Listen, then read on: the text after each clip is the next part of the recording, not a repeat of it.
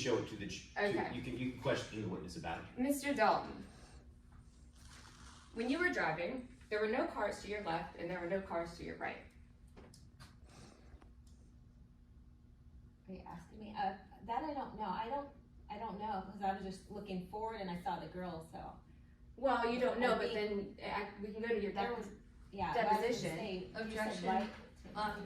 Your Honor, would you instruct defendant's counsel to allow the witness to answer the question?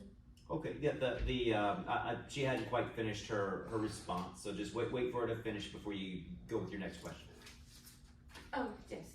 Okay, go ahead, move on to your, next question. So, I just want to confirm that you knew every day these children got off at the school bus. So would you say you had a duty to drive carefully? Well, yeah, I think anybody on the road has a duty to drive carefully. Okay. Let the record reflect that I'm showing opposing counsel what's been pre-marked as Exhibit F. Record so reflects. May I approach the witness? Yes, you may. Mr. Dalton, I'm showing you what's been pre-marked as Exhibit F. Do you recognize this? Yes, it actually looks like my phone bill because I have a phone with Lone Star. Right, and on there it has the October 8th, the day that the accident occurred. It has the time. Can you read the October 8th time? October 8th, 3:28 p.m. And what time did the accident occur? I remember them saying it was at 3:30. So, and the duration of that call was 5 minutes. Okay, yeah, based on this phone bill. So how were you, so when you were driving, you were on the phone when you hit Rebecca? Well, I made a phone call to my employer because I was running late, and I just called them, told them that I was running behind, and they were like, okay, and then I hung up. So I don't know why it would be 5 minutes because it was really quick. I mean, we're a pretty busy pizza place. They're not gonna have conversation with me. Maybe it didn't hang up, I don't know. It's odd though. All right, well, direct all your arguments to me. So is your only objection beyond the scope of direct? Yes.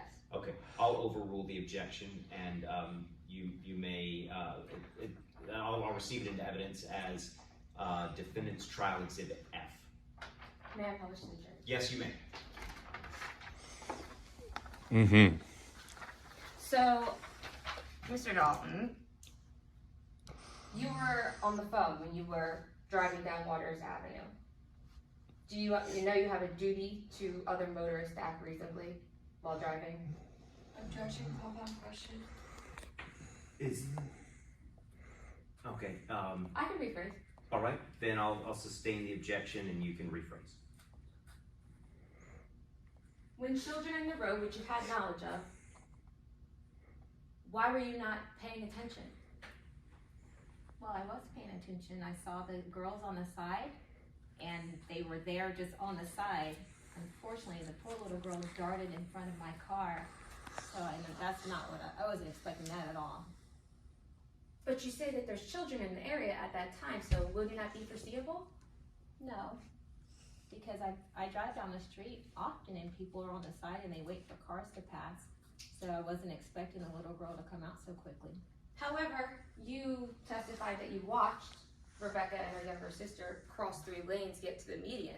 Yeah, and they waited, so I thought they were going to let my car go as well.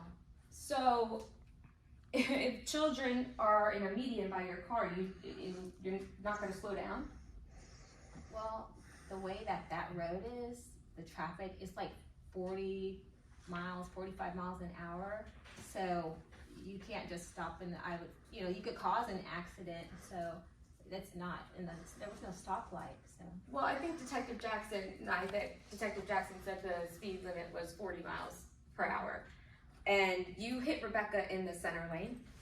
I was driving in the middle lane. Right. And so that means she walked across this lane first before you hit her. And you didn't, I'm sorry. Well, she darted out. She came out so quick. So. Now, I mean, did you swerve? Did I swerve? No, I accidentally, or not accident, I mean, yeah, accident.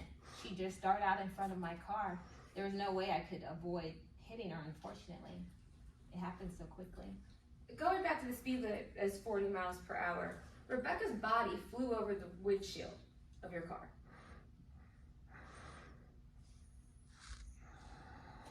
Correct? I just know I hit her. Well, her book bag and her shoes flew off, which you can see that this is the diagram from Detective Jackson.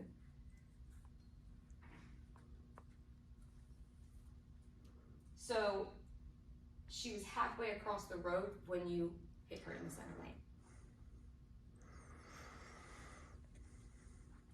But you weren't speeding. No, I wasn't speeding at all.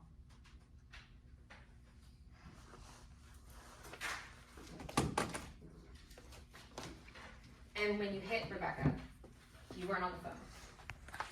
No, I ended my conversation with my boss. Again, it's a pizza place. So I called to tell them I was running behind, and they're like, okay. And then I was done with the call. So were you looking at the speedometer when you hit Rebecca? When I hit her, I was paying attention to the road. So, but that's where we're confused. Why didn't you swerve? Why didn't you honk? Why didn't you slow down to do anything? If a squirrel ran in front of your car, isn't it a natural inclination to swerve or do something? Why did you not make a move to do Well, anything? I wasn't able to. If I had a chance to, I would have. I But you were never watching wanted to the road. hit that little girl. No further questions. Okay, thank you. Redirect.